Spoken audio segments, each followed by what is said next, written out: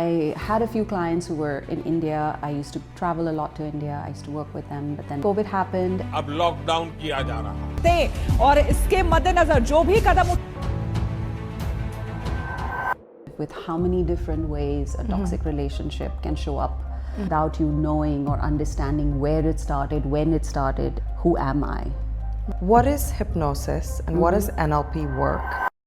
So hi Kanchan, welcome to the Prashpective. Thank you. I'm really happy to be here and congratulations for this. Thank you. It's been a dream for the last 4 years, so I'm super excited that, I'm finally able to make it happen. And the last few months have been, a bit of a roller coaster. And that's when I decided that I need, something that's going to reflect me and I want to come back to myself.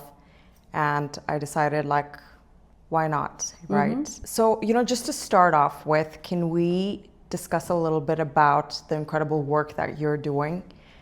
You are a relationship expert and a life coach, and you work with various different people on a day-to-day basis. But I would love to hear a little bit about this from yourself. And, what is it that you do and how does it help people? Sure. Well, thank you. As I said again, thank you. Congratulations. Really happy to be here. So I am a master NLP coach and hypnotist, and I also have a master's in spirituality, consciousness, and transpersonal psychology. And I'm currently doing my PhD in wisdom studies. So that's a little bit of the academic background. With regards to the work, I really started about 7+ years ago. And I used to do work online and offline, but I was going to set up my office in just before COVID hit. And that was maybe 10 days before. The office was ready and we were just going to move in, and then the lockdown happened. So I had to move very quickly online. And I had a few clients who were in India. I used to travel a lot to India. I used to work with them, but then I used to kind of do it online when I came back. And that was only for those clients. And so I did, when COVID happened and we went online, I realized very quickly that you can do almost everything online, and it doesn't really affect the quality of the work. It also helped me reach a lot more people. And in COVID, I started working with people from all over the world. I did about 1,000 hours of free sessions for about 3 years, starting in April 2020. So that gave me a really broad perspective in terms of, different nationalities, different age groups, different people, and different issues. So it really helped me understand trauma and mental health from a much broader perspective than had I, just done one niche. But having said that, I did kind of find myself working a lot more with women who were stuck in traumatic, toxic relationships. And so that's been the major body of my work. And you see people from all kinds of backgrounds, and they have so many different stories, and it's, the experience I think really has value because you don't try to club everybody under one technique or one way of looking at things. It just broadens your perspective with how many different ways a toxic relationship can show up in your life, without you knowing or understanding where it started, when it started. And it's just this moment that you look at yourself in the mirror and think, who am I? Right. What am I doing with my life? I don't even recognize myself. And that usually, as painful and as divisive as it is the first step, that you realize something needs to shift. So from there on, the transformation may take a while. It can be deeply painful because you do have to dig back into how you got here. Right. In order to move forward, you have to really heal those parts of yourself. And so can we dive a little deeper into what NLP is? What is hypnosis and what is NLP work? And how does it help heal someone's traumatic past? Okay, so I'll give you a brief, in Sure. a nutshell, right? Just a brief, yeah. NLP is neuro-linguistic programming. It's Okay. the programming of the brain and the way your mind works and kind of connecting the dots that become the story of your life. So everybody experiences trauma in a very personal and different way. Absolutely. And their experience kind of creates their narrative and their story. And so their behavior is affected by that story. How they show up in the world is affected by the story. So when we kind of use NLP techniques, what we're doing is we're looking at how your brain has connected the dots of your life and what kind of narrative and stories are you telling yourself, right? Am I, I'm a victim, I'm a survivor, I'm weak, I can do certain things, I cannot do certain things. So what are your limits in terms of your own beliefs about yourself? Right. So when we go in and talk to a client, it's really about understanding that story, understanding where the gaps are, because you tell yourself your story so many times that you stopped hearing it. So when you sit with the coach will look at all the contradictions you're making. Oh, I can't do this, but you know what? I'm very strong.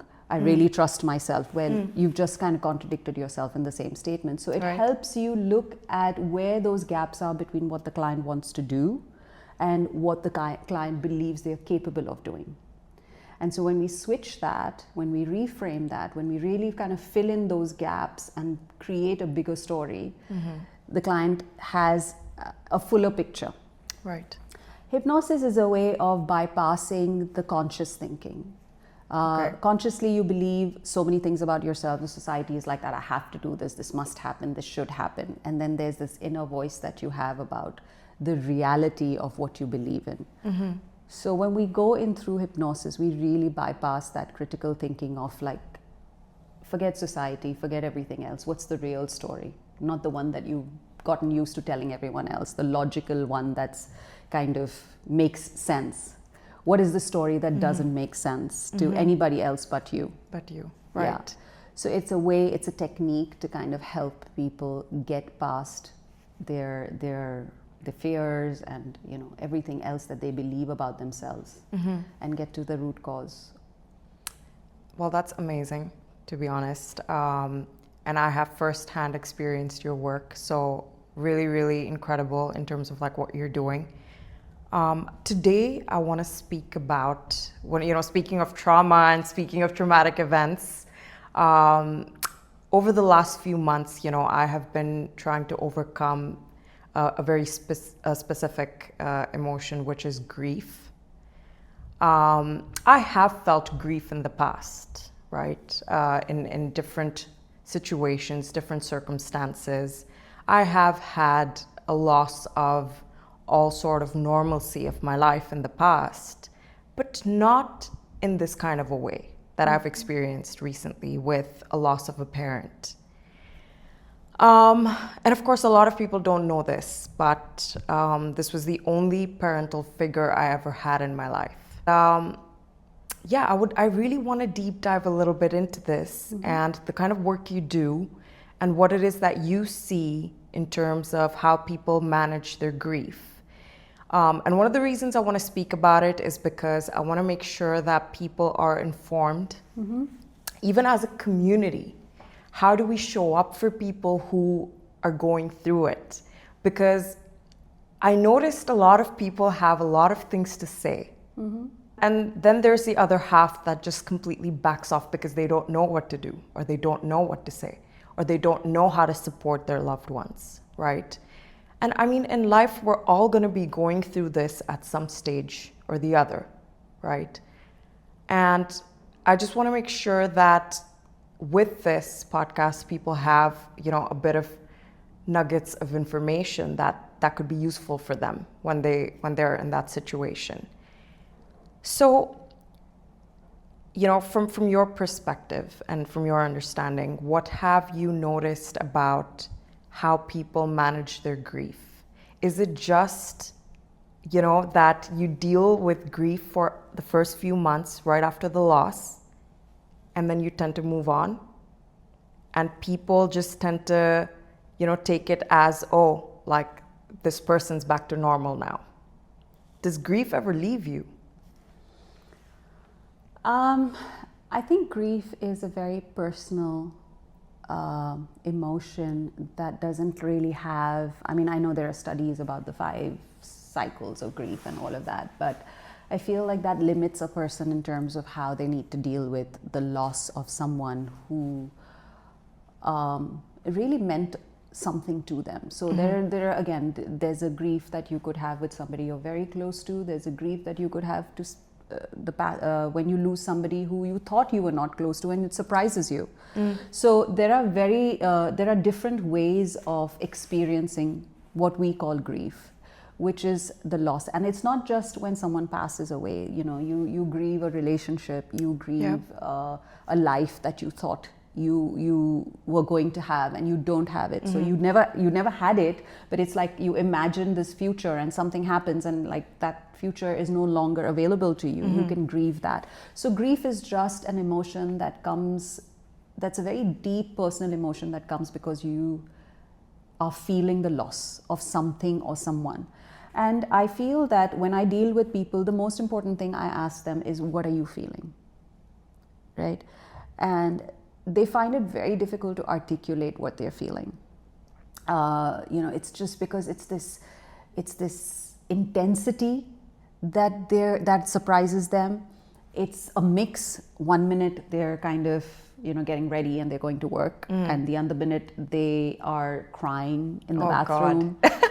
And at 1 minute they're like out with their friends and they're having a meal, and then they start feeling guilty for having a meal and saying, how can I be normal? And what really is normal? So it's this kind of back and forth of a multitude of emotions that feels exhausting, it feels confusing, it kind of makes you feel unstable. And when somebody is dealing with you, they don't know where you stand. Right? Absolutely. So because it's so personal, they don't want to, the awkwardness comes from not adding to your pain.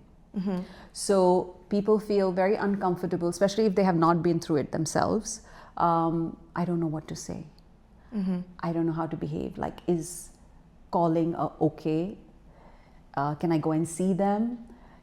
Should I take something? Should I say something? Should I be quiet? Should I, they just are in their head about what is the right way to show up. And rather than just showing up and then figuring out what the person in front of you needs. Right. A lot of people back away from showing up at all because of this awkwardness thinking, and they may be having good intentions. Like, I don't want to hurt them. I don't want to say the wrong thing. But I feel the worst thing you can do is not show up. Thank you for saying that. I think this was one of the main reasons why I wanted to discuss this topic today, because from my personal experience, what I noticed was, yes, there were people who probably said a lot of wrong things during, this period of time. And I still managed to understand where they were coming from during that period of time, because I didn't feel offended at all, because I knew that none of them have gone through the same situation that I'm in right now, and it's fine if they don't have the right words to say, but they're here. Right. They're present, people have texted, people have shown up, people have flown in and whatnot, but there have been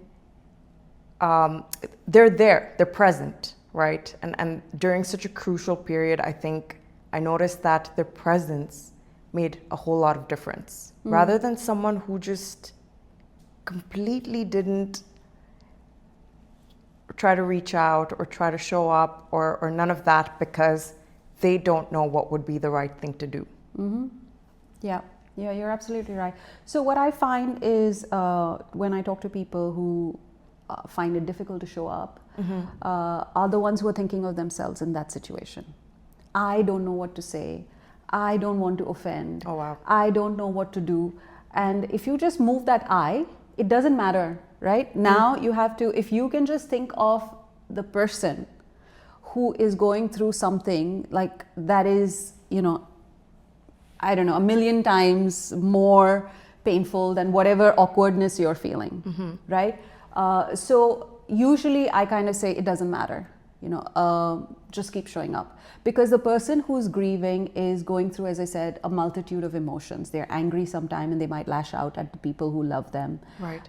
They are confused and they might say things. As I said, they will laugh sometimes, they will cry sometimes. So I think if you can just show up without judgment and say that, look, there's no playbook, right? Like, don't read a book on grief and then say, oh, she's going through this, so I should do this. Just show up. This is human being to human being, person to person. Right. Someone's in pain, just show up and take their lead. If they want to have a meal, sit down and have a meal with them. If they're shutting you out and saying, listen, I don't want to talk to you right now, accept that. And then the next minute, you know, if they are laughing, accept it, because they don't know.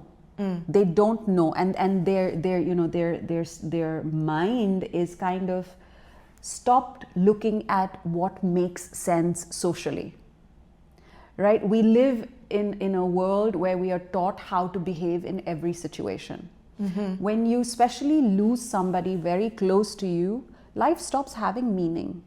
Social norms and rules don't have any meaning. You just think like, I could be gone tomorrow. Yeah. What the hell am I thinking that I shouldn't laugh here, I shouldn't sit here, I should speak this way? I don't care. Like, all those rules are the first things you want to throw out at the window, right? So you're like, I'm just going to do what I want. Yeah. You know, if I want to go out, I'm going to go out. So it becomes this sense of like, you're trying to make sense of things. So you're not doing anything deliberately, right? You're just kind of saying that I've had a new perspective on life. On life, yeah. By coming really close to death. Oh, yeah. And that changes you. And it's really important to just give the person space, a safe one, a non-judgmental one, by showing up. That's it. I feel like if that's the one thing I can tell somebody, it doesn't matter how awkward you are. Just say, hi, how are you doing? And if the person doesn't respond, 3 days later, hi, how are you doing? And they don't respond. A week later, hi, how are you doing? And that's it. All that person is doing is reading your message, putting it down, reading your message, putting it down, irritated, angry, saying, I don't want to answer, I don't want to talk to this person. Maybe a month later, 6 months later, they'll pick up the phone and they'll message you back. Yeah. You know what? Since you said this, I am so guilty of not replying to any of the messages for the last 6 months. I have not replied to any of the messages in my WhatsApp, on my Instagram, on my Facebook. Nothing. Like, there have been a lot of people that reached out to me, more than close friends, you know, maybe colleagues and extended friends. And every time I would sit down to just, okay, maybe I should reply, I would just like back off. Maybe I should reply now. Like, 2 months have gone by and I haven't replied. People would be thinking that she, you know, probably doesn't need the help, or like probably doesn't care enough right now to reply. And I still remember like the first day when I flew to India and my mom passed, and I found out, and I had a whirlwind of messages just coming by to my phone, because obviously the news started spreading and everyone started, like, before I could even comprehend that this has happened, I just had all these condolences messages sitting in my WhatsApp and Instagram, and I was like numb, you know. I was so numb during the passing of my mom, this whole phase, this whole time, that I didn't cry. And she was the person that I loved the most.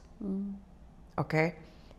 Of course, we had a very standard mother-daughter relationship, right?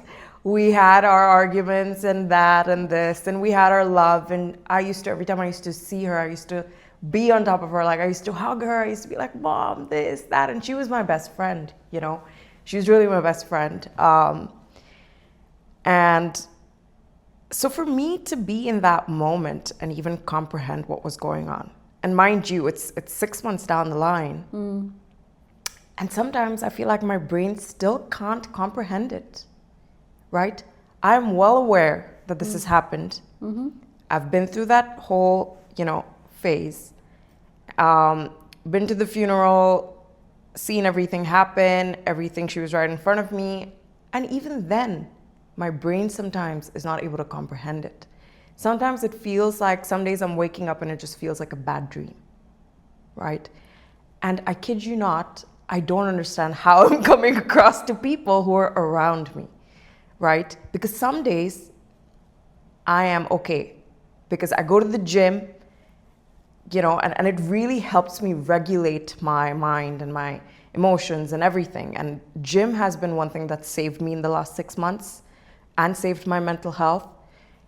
But there are days where I'm going to the gym, trying to find a solution for myself to feel okay. And then I'm sitting in a group of people and I'm just like shut. Like I have no idea what to say.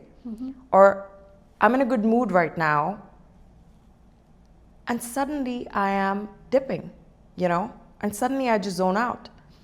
Funniest thing is, after my mom's funeral, I came back to Dubai and I went back to work. And I thought, you know what, work is going to be a great way for me to just get back into the flow, have a bit of normalcy.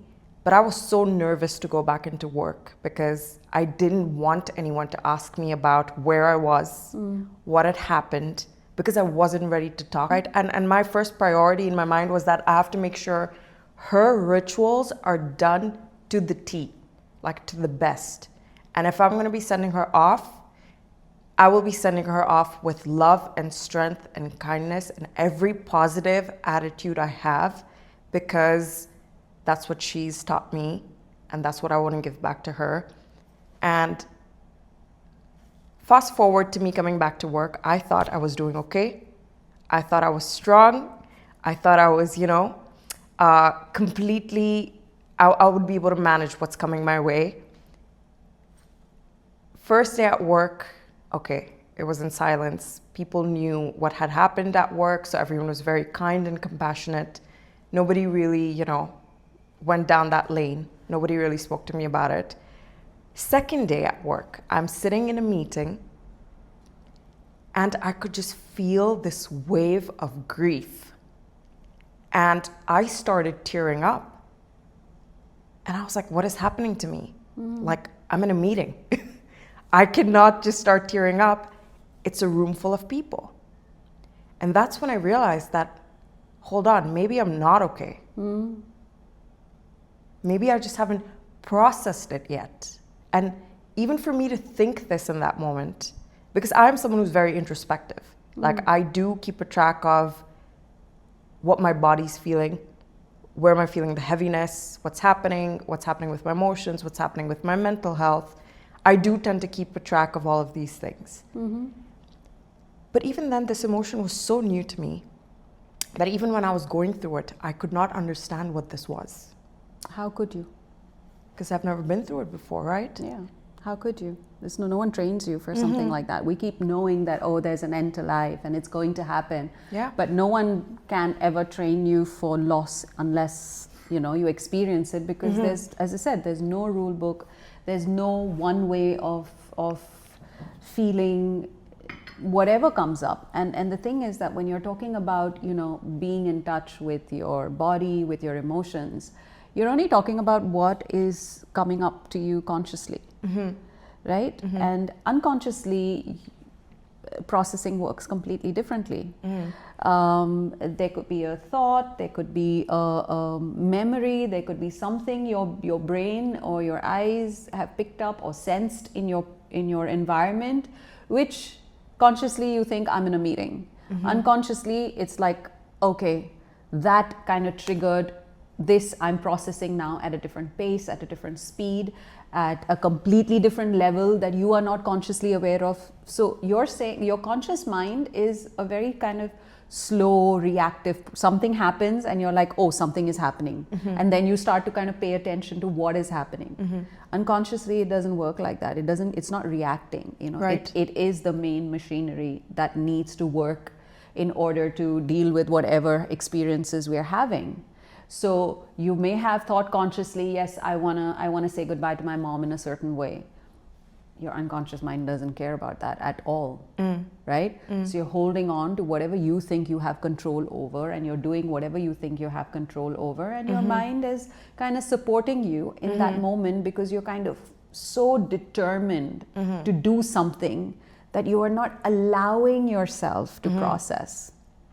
You know, you're just saying, this is it. This is my 100% of my focus and my energy is going to go towards the rituals, towards what I need to do. I don't have time to think about anything else. Yeah. I'm going to do it later. Yeah. So the minute you're sitting down and you now are kind of drifting, the unconscious mind thinks, okay, here's the moment now, right? Where your grip on what you want to do has eased off. Your mind is kind of drifting because you're not focusing on the meeting, because you're taking a breath, Right.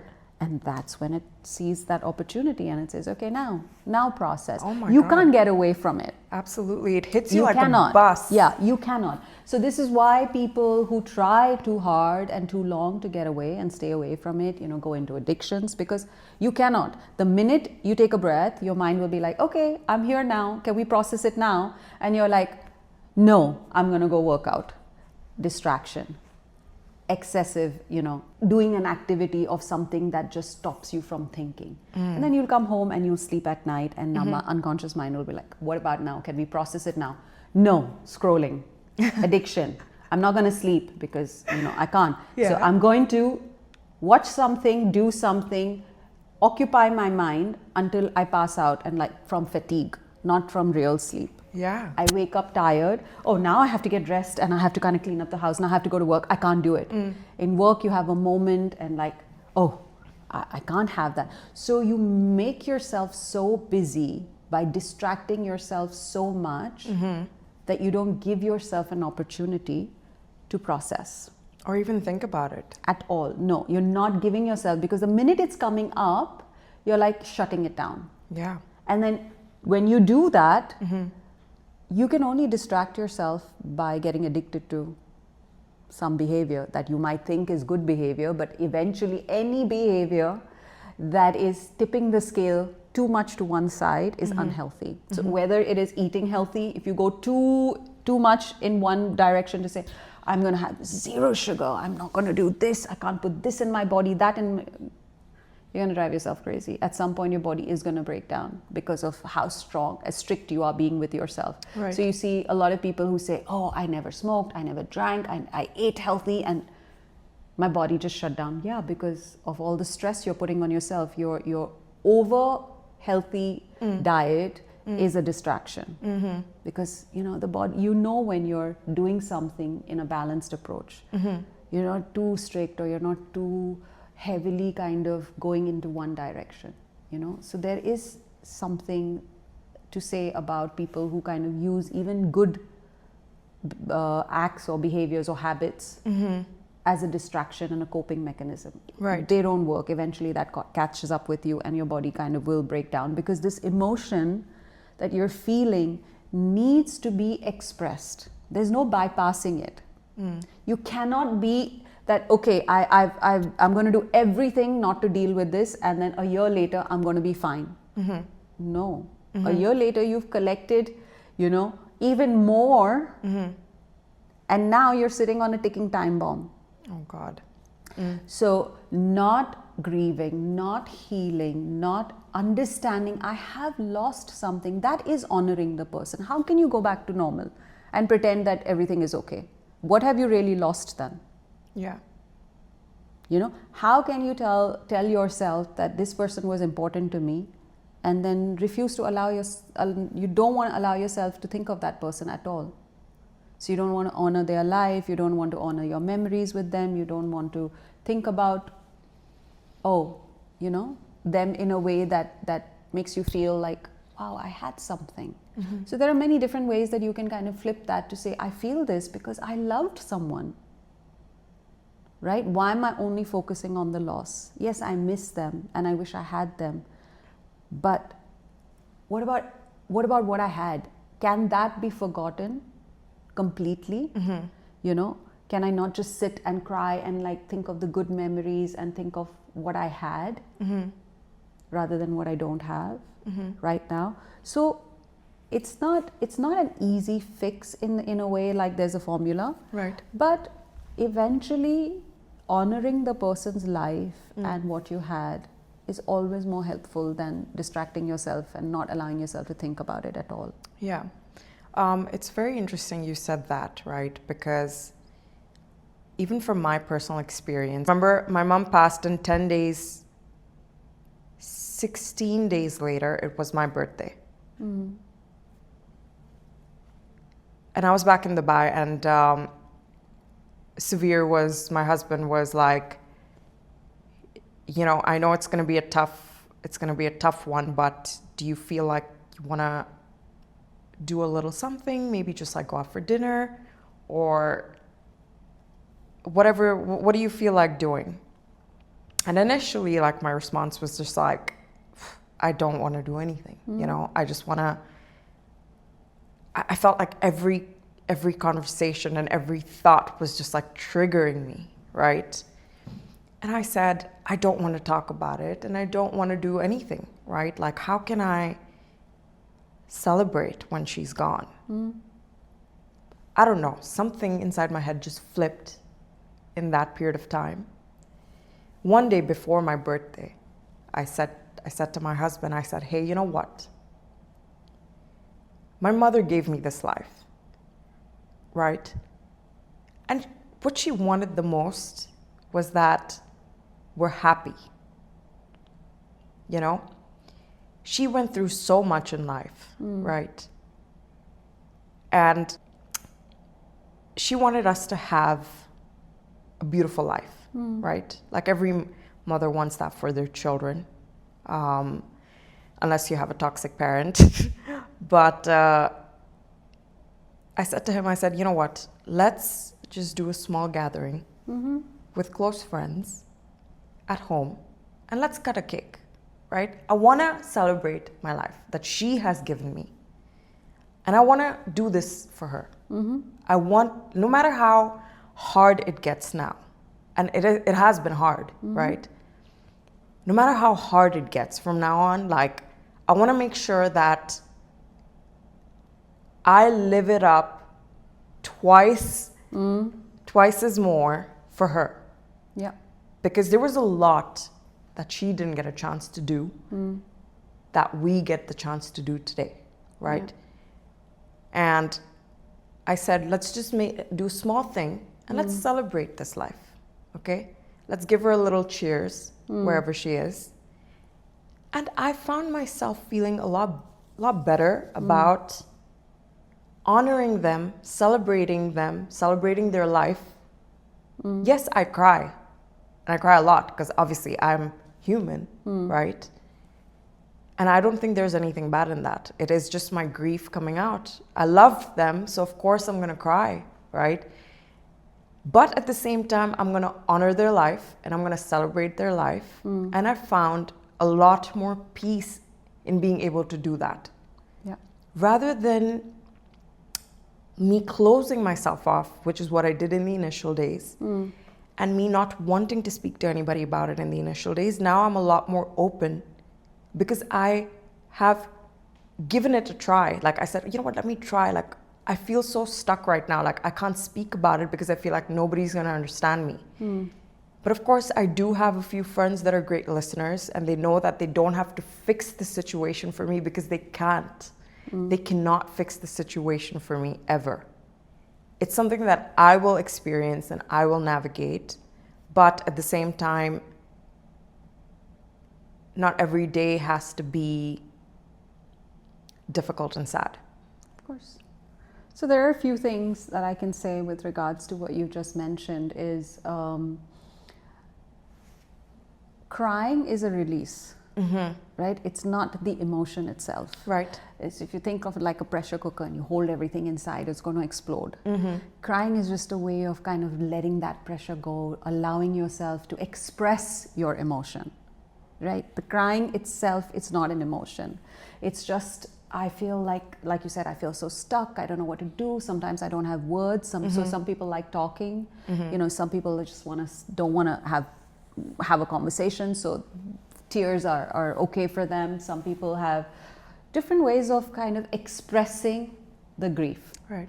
So again, that is something, taking that, understanding that is very important for the people who are around you. So you said, how can people help, right? Someone who's struggling with grief. So understanding that the person who's going through what they're going through, is kind of really experiencing it in real time. They've never experienced something like that.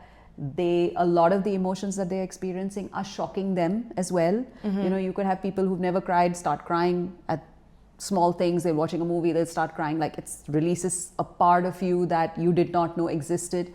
They're feeling something that they, as I said, they didn't know they were capable of feeling. So just allowing somebody to have that kind of emotion at whatever level they want to have it is what you can do to support a person. So like you said, that so the person who's grieving is having a multitude of emotions. So like you said, when you had your birthday, you said, I don't want to have the birthday, and then one day before you said, I want to have the birthday. Now if you have a friend who's going to see that celebration of your birthday as a mark that she's over it, or okay, like now she's it's fine. back to normal, right? Yeah. Oh, because who celebrates their birthday if they're not okay? Right. Like, this is my cue, or this is my understanding that now everything goes back to normal.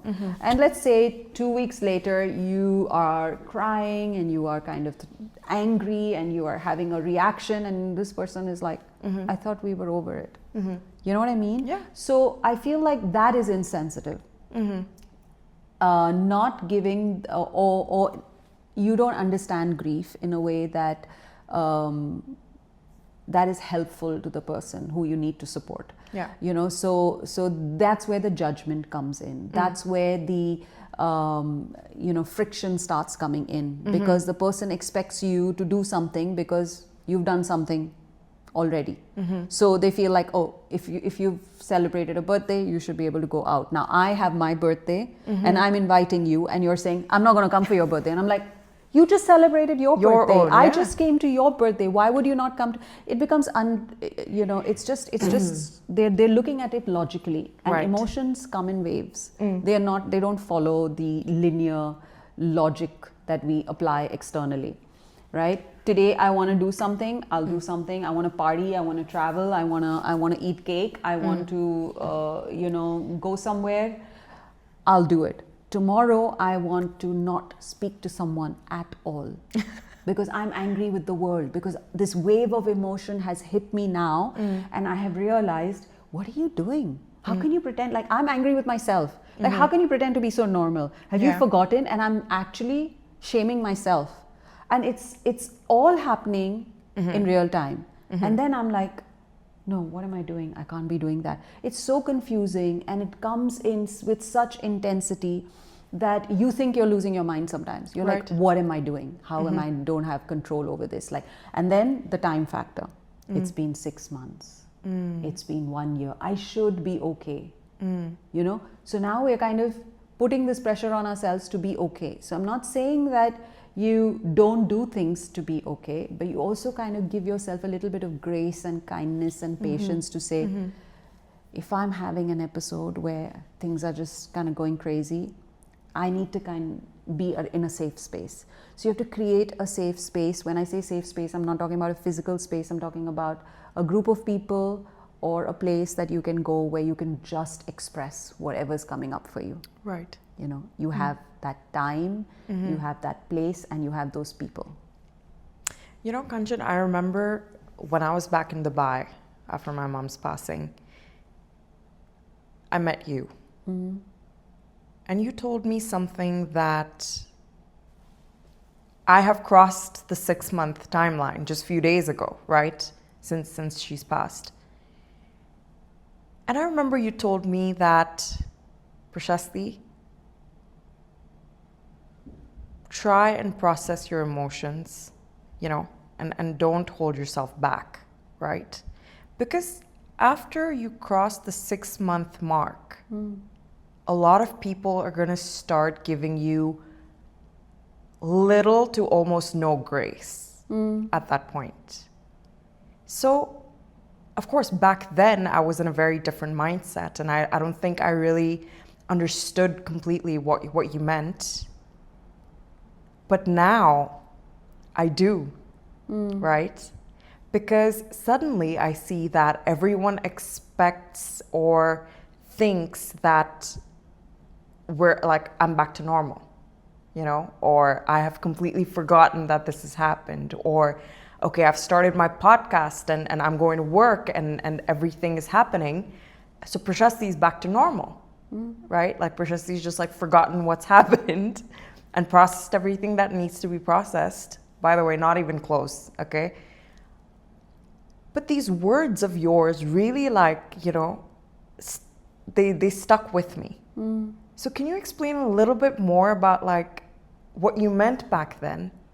Because it's actually turned out to be true. So as a community, right, is there some sort of like an invisible timeline that we expect people to suddenly become okay by? I mean, I believe that yes, there is a timeline that is an unsaid timeline. Like people give you time, right? And then there comes a point where they feel like, okay, now you've had enough time. Now your behavior is kind of, you know, it's just, we don't know how to kind of go beyond this point. Like we gave you your space, we tolerated your ups and downs, you know, you said you're coming, you're not coming, like everything happened. Like now they'll start kind of insinuating that, don't you think you need help? Like, don't you think that, you know, like if you're still feeling it, you know, maybe you should do something about it, because like, I don't know, like I'm all out of options and ideas as to like, what should I, again, it goes back to what should I do? Right. Right? Yeah. So it's very important to have, as I said, that is why you come back to my people, my place. You have to be able to go into that space and say, okay, I also know I'm living in society and, you know, life goes on and I have some responsibilities and I'm just kind of barely kind of making sure that I'm okay at work, you know, because I don't want to lose my job on top of everything else that I'm already dealing with. I don't want to kind of hurt any of my relationships. So you are aware, right, of the external reality that you are part of. Right. And you're not really trying intentionally to disrupt anything. But what you also don't have control over is how you're feeling. And it's going to take the time it takes. That's where your grace comes in for yourself, right? So maybe kind of will be a point where that behavior of I'm not going to reply to you, I'm not going to respond to you, I'm not going to talk to you is not going to fly anymore. Right. You know, with the extended group of people who are not people who are very close to you. They're just friends and well-wishers, and they're like people in your kind of orbit that we all need. Of course. You know, we don't want to really isolate ourselves to that point of I only speak to my husband, I only speak to my best friend, I only speak to one other person, and that's going to be my world from now. I don't think that is helpful. Right. You know, because maybe we come out of this a year later, 2 years later, and then we realize, well, everyone's moved on. Now I really am alone. And I don't really have the strength to build back that network of friends and colleagues. Like I literally kind of stepped out of life. Right. And now I have to go back into it, it's a lot. So I recommend that be aware of your outer circle, right? Be kind, you know, and gracious. Like as I said, when you're giving yourself grace, give some other. It doesn't take a lot after you've had some time, you know, to just say, you know what, thank you.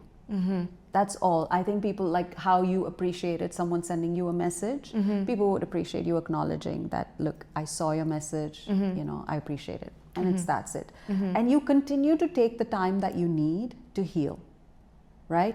Without disrupting and destroying everything else that you've built over your life, right? And I know I did that for some time, and I would not recommend that to anybody because it is just self-sabotage.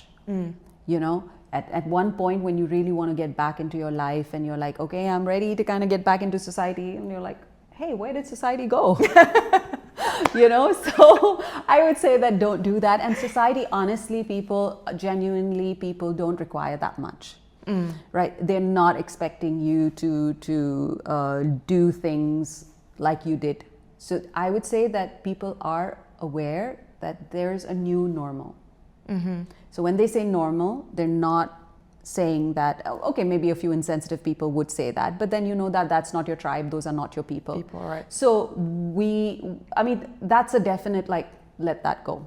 You don't need that. You don't need judgment. You don't need people who are going to put unnecessary pressure. And even when you try to kind of explain to them, listen, I'm really not there yet. I need a little bit of time, just kind of try and explain yourself to them. And they're like, no, you did this, you went to this one's party, how can you not come to my party? It's very petty. So those are the people I would say, like, it's fine. Yeah. If you lose them, they were never your people anyway. Yeah. But there is an other layer. Like, again, you have your main core, and then you have these people who are completely, not necessary in your life.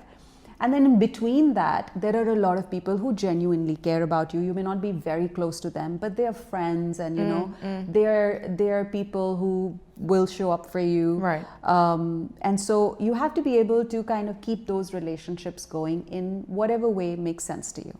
Yeah. With, as I said, just a thank you, just a phone call, because someone genuinely cares about you. They may not love you, and you may not be the center of their universe, and you hurting is not changing their life in any way. They're still going on with their life, but there is some emotion there. There's something, there's an exchange there. And I feel like we need people like that in our lives. Why not? Why shut everyone out? So as whenever you're ready and you feel like, okay, today is a good day. Maybe that's the day you say, you know what, I'm going to reply to some of the messages. I'm going to acknowledge them. Yeah, I think one of the reasons why I have still been avoiding it is because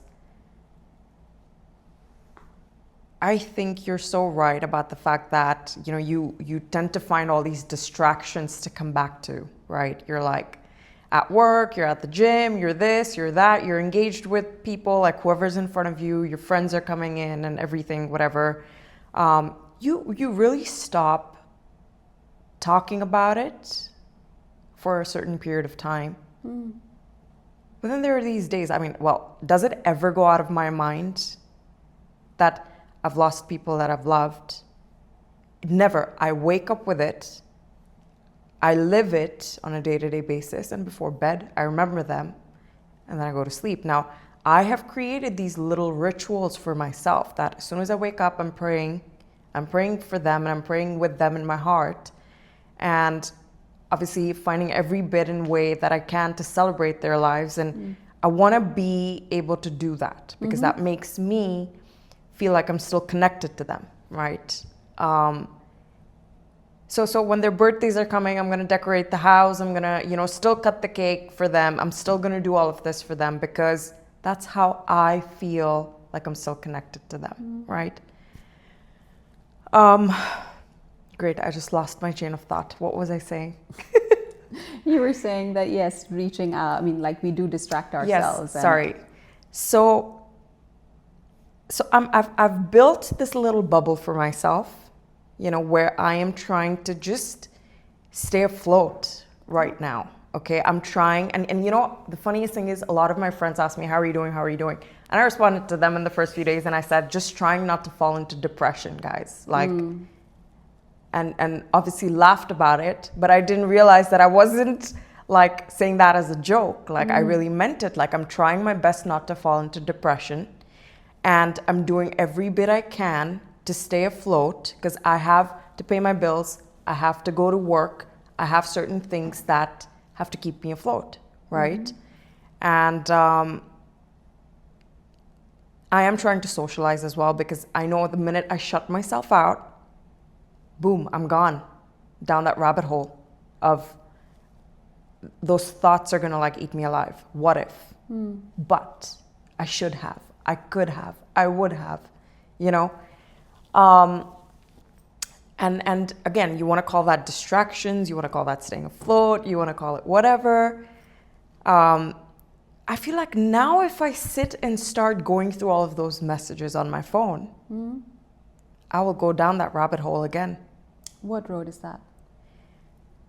What is your rabbit of hole? really feeling those intense emotions of loss. What's wrong with that? Exactly, there's nothing wrong with that.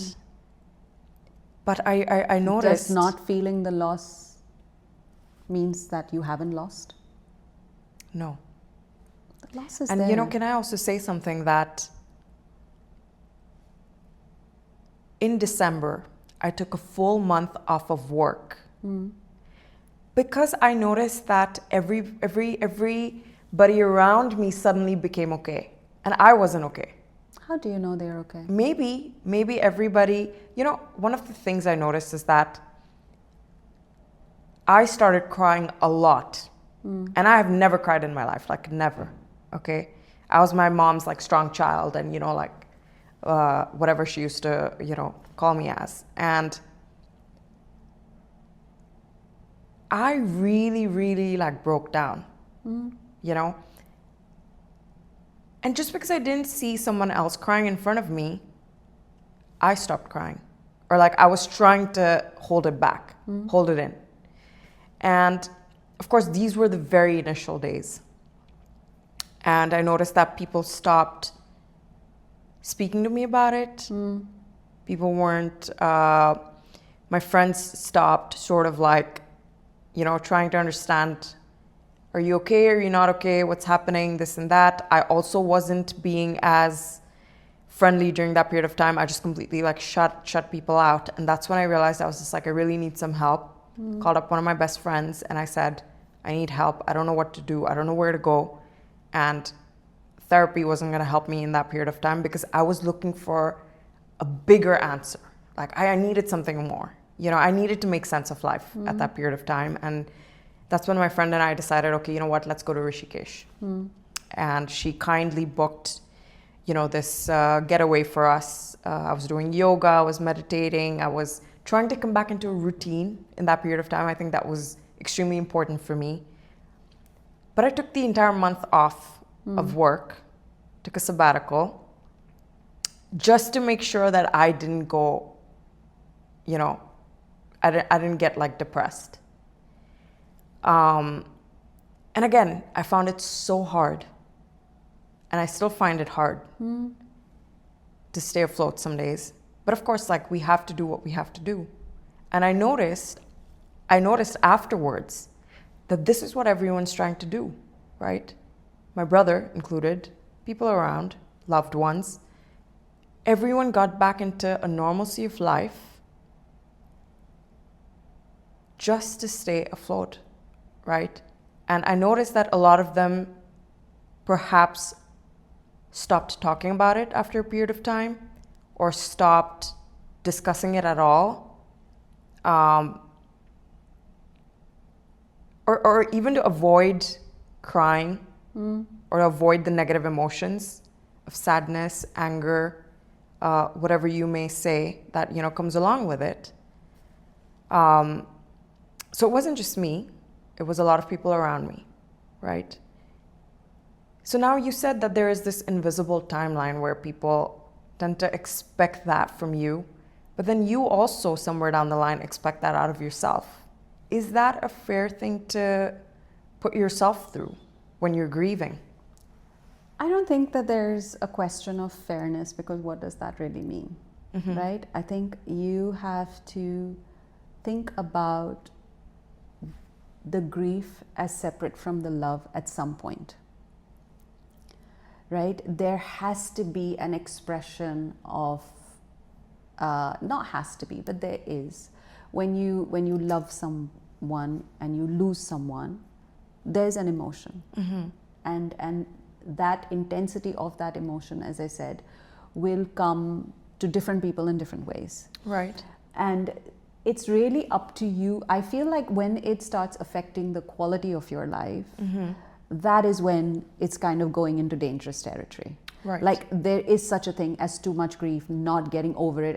That's because when you can't get over it and you don't have a healthy support system, a healthy mechanism, coping mechanism, a desire also to cope with it in a healthy way, you will have to numb yourself and dull yourself and distract yourself, and that's where the addictions and everything comes in. Right. So that is the dangerous territory that you're going into, because that is not a healthy expression of grief, right? So when you look at yourself and you think that, you know what I'm feeling, I'm okay with it right now.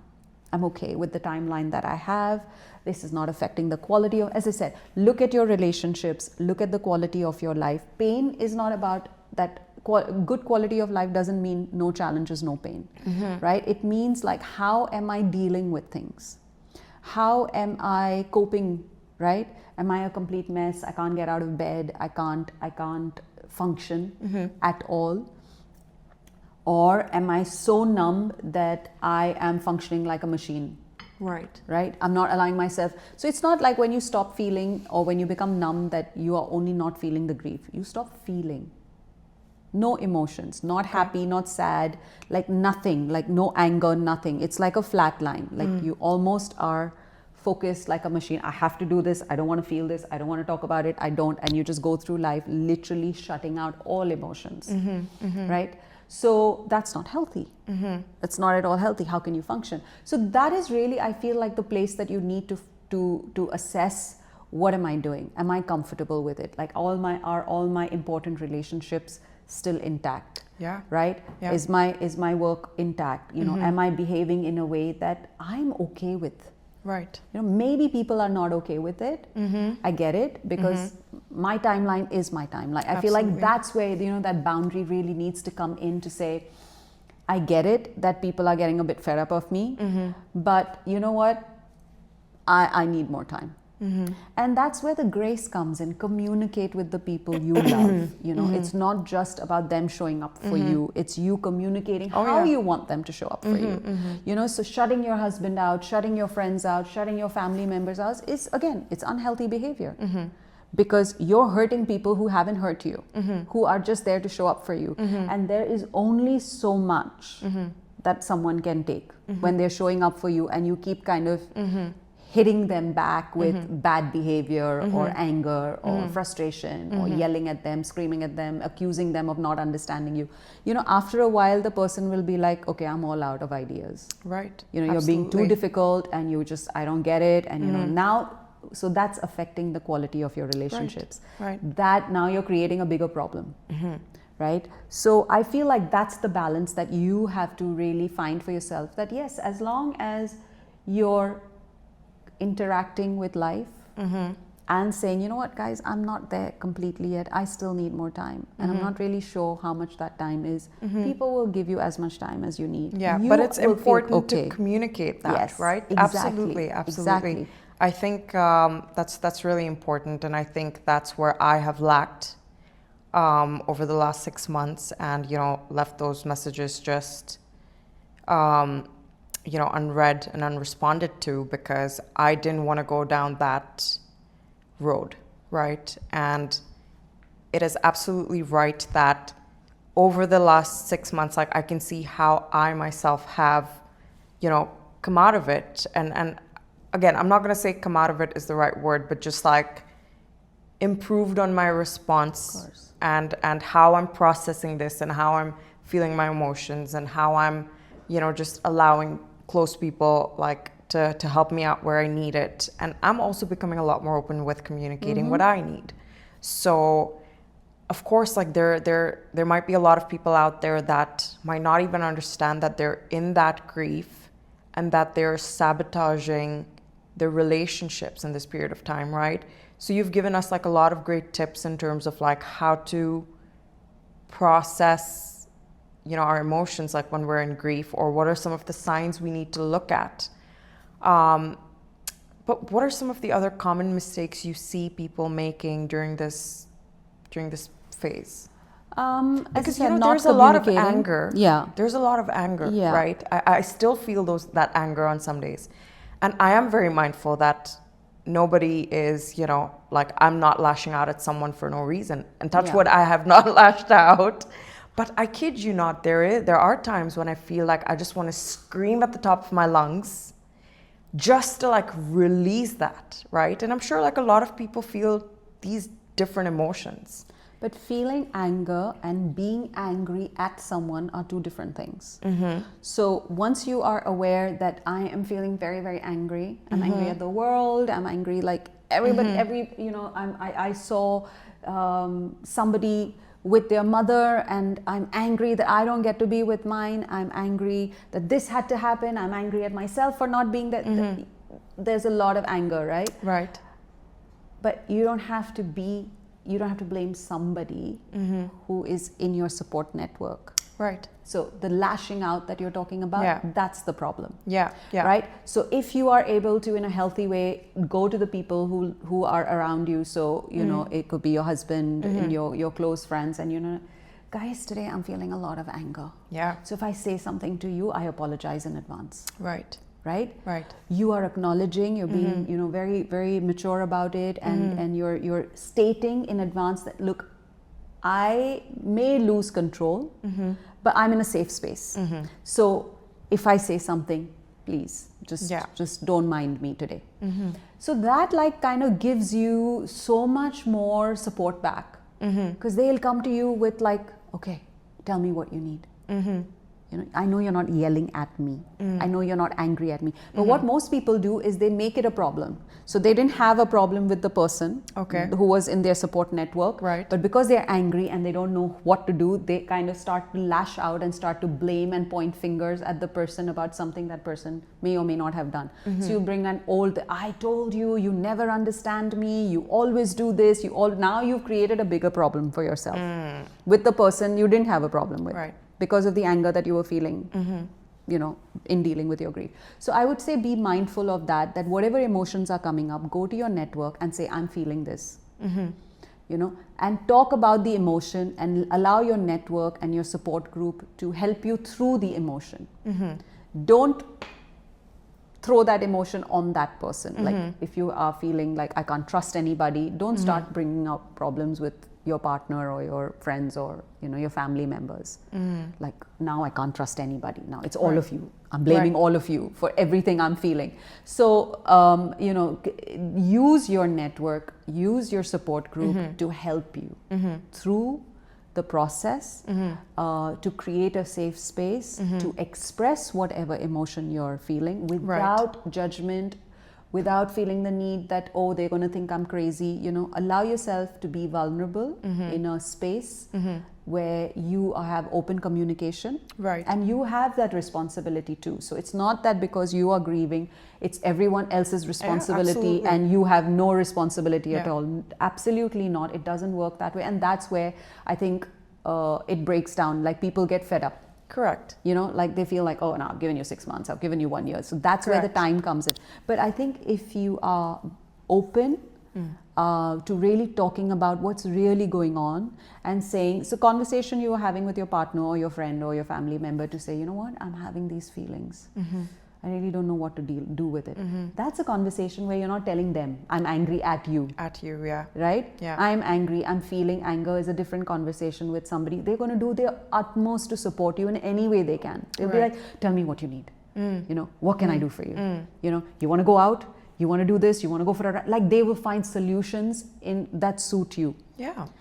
Rather than you shut them out and now you're not talking to the one person who's your support network. Absolutely. And you know what? I think you're so right when you say this, that, when I was just tracing back my thoughts, and I was like, why did I feel that it was so important for me to just step away from work, step away from whatever responsibilities I had as an adult, and just step away for that 1 month and go through this whole healing process and bring myself back to,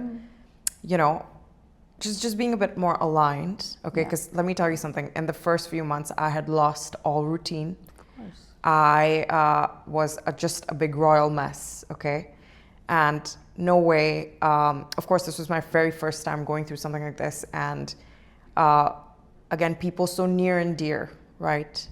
And I did not want to go down this road of victimizing myself and being like, why did the universe do this? Why did, this, that? I didn't want to turn into an angry, hateful person. So I said, you know what, Prashpective, take that accountability of yourself and do what you need to do to feel better. Yeah. Whatever that may be. It's baby steps at the end of the day.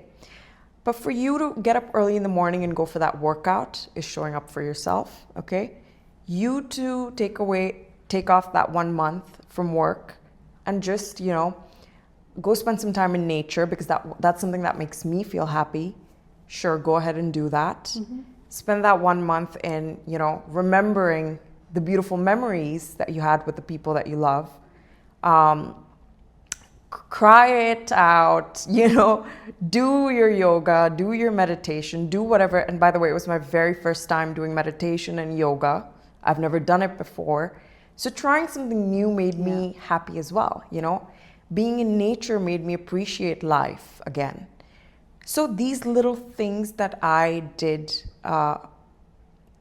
really brought me back. Yeah. And for anyone that's going through a hard time, I think it's very important that, yes, you're okay to feel whatever that you're feeling, but then you got to take the accountability to get up again. Yeah. Yeah. Absolutely. And what you're talking about is very necessary, because you have gone through a trauma, and instead of feeding yourself, so it's like when you are physically sick, right? You need to eat healthy food to get your immunity back. It's the same thing when you are mentally unwell, or you've gone through a trauma. Feeding yourself negative things, doing things that are really not good for you, like, not eating well, not working out well, being angry with people, fighting with others, shutting yourself and not talking to people, not communicating. This is an unhealthy diet. And addictions. And it's making it worse for yourself, right? So you are now, what you're doing is that you're weakening yourself to deal with that grief. What you're talking about, to some people it may seem selfish, or it may seem odd, or it may seem like you don't care. But this is the best thing you can do. You are strengthening your body and your mind and feeding it something that is actually good for you. And then that is strengthening your ability to deal with the grief. Right. So you're going to be able to deal with grief in a healthy way if you communicate, if you talk to, surround yourself with good people, do good things which are good for your body. If you keep eating junk food and you keep watching junk, on TV or on social media all the time, that negativity is already, it's breaking down your already weak body, right? Physically and mentally. Right. So now you have less capacity to think positively. You have less capacity to kind of heal yourself. So these things are very necessary to do in the initial phases of which is what people avoid the most. Right? So instead of do things that actually your mind, because you're feeling pain. Remember, pain kind of restricts your ability to think clearly, and you are feeling negative emotions, painful emotions. So it'll tell you to do the opposite of what is really needed in that moment. So whatever you're thinking, do the opposite. I don't want to talk to anybody. I'm going to talk to at least one person today. I don't want to get out of bed. I'm going to get out of bed and go for at least 10-minute walk today. Do the exact opposite. Because slowly, those are the things that are going to help you cope with your grief, that are going to help you have this relationship with the person that you've lost in a way that you feel that I honored their life. Absolutely. I did not destroy myself once they were gone, Yeah. because is that what they would have really wanted? To see me not being able to cope with their loss at all. Like we all think about, when something happens to me, I don't want the people who love me to be affected in a way that they can't cope, right? As parents, like we think of what are my kids going to do, or what is my family member going to do? I don't want them to be completely so devastated by my loss. We always think about that with the people that we love. So we have to now think that person is thinking about us in the same way. So let's honor their life. Yeah. Let's honor their life by missing them, yes, grieving for them, yes, but not destroying ourselves in the process. Absolutely. Beautifully said.